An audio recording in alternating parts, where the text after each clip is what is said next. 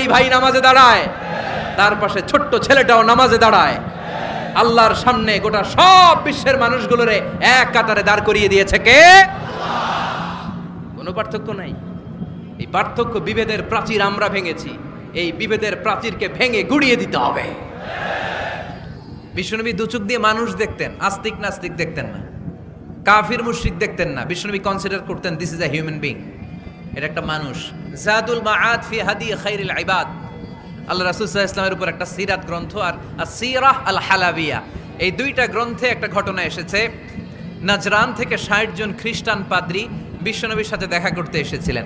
৬০ জন খ্রিস্টানের জন্য বিশ্বনবী নিজ হাতে মসজিদে নববীর তালা খুলে দিয়ে মসজিদে ঢোকার ব্যবস্থা করে দিয়েছেন।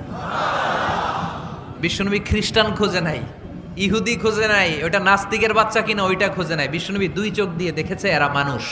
নাস্তিকও আমার ভাই, হিন্দুও আমার ভাই, বৌদ্ধ খ্রিস্টানটাও আমার ভাই। ভ্রাতৃত্ব তিন ধরনের, একটা হচ্ছে মায়ের পেটের ভাই, এটাকে আরবিতে বলে আল উখুয়া আন নাসাবিয়্যা, মায়ের পেটের ভাই, উনি আমার মায়ের পেটের ভাই। আরেকটা আছে আল উখুয়া দ্বীনিয়া, দ্বীনি ভাই। এই যে আমরা সবাই এখানে একে অপরের কি ভাই? দ্বীনি ভাই। তিন নম্বরে হচ্ছে আল উখুয়া আল ইনসানিয়া, মানবতার দিক থেকে ভাই। সে দৃষ্টিকোণ থেকে হিন্দু আমার ভাই, বৌদ্ধ আমার ভাই, কারণ সেও মানুষ আমিও মানুষ। আমাদের সবার বাবার নাম কি?